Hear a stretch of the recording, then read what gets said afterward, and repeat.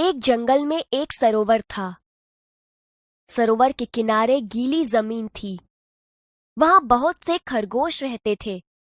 खरगोशों के बिल जमीन के अंदर थे। वे दिन भर इधर उधर कूदते रहते, नरम नरम घास खाते, रात को अपने घरों में सो जाते। वे सब बहुत प्रसन्न रहते थे। उसी जंगल में कुछ हाथी आ गए। हाथियों के झुंड में कुछ शरारती हाथी थे। वे अपनी सूंड से छोटे छोटे पेड़ तोड़ देते, पौधे कुचल देते। हाथियों के बच्चे खेल खेल में एक दूसरे से लड़ते। कभी एक छोटा हाथी नीचे होता, कभी दूसरा। हाथी पानी से बहुत प्यार करते हैं। वे सूंड में पानी भर भर कर नहाते, फिर सरोवर के किनारे मिट्टी में लौटते। नरम जमीन उनके भार से दब जाती। साथ ही कई खरगोश परिवार भी दब जाते। इससे खरगोश बहुत दुखी थे। खरगोशों के सरदार ने एक उपाय सोचा। कुछ चुने हुए खरगोशों के साथ वह हाथियों के सरदार के पास गया।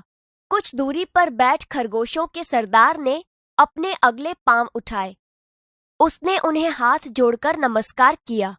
हाथी ने सूंड उठाकर नमस्कार का उत्तर दिया। हम चांद के भांजे हैं।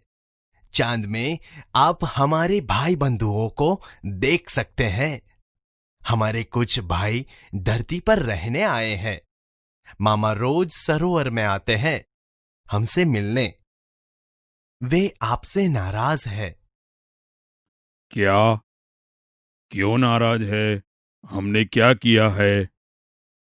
सरोवर के समीप नरम मिट्टी में सुराख कर हमने अपने घर बनाए हैं।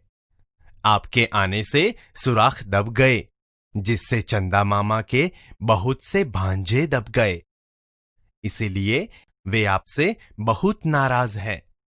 वे रात को सरोवर में आएंगे और उन्हें यह देखकर अच्छा नहीं लगेगा।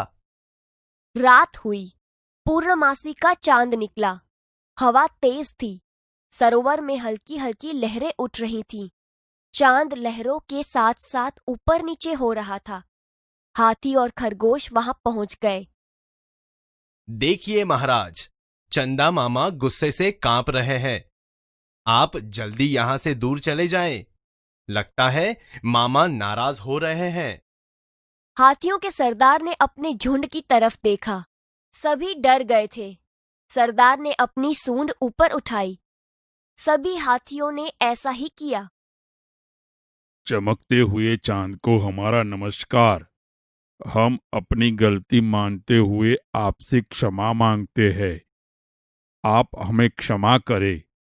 हम अभी दूसरे जंगल में चले जाते हैं। अब ऐसा काम नहीं करेंगे जिससे दूसरों को तकलीफ हो।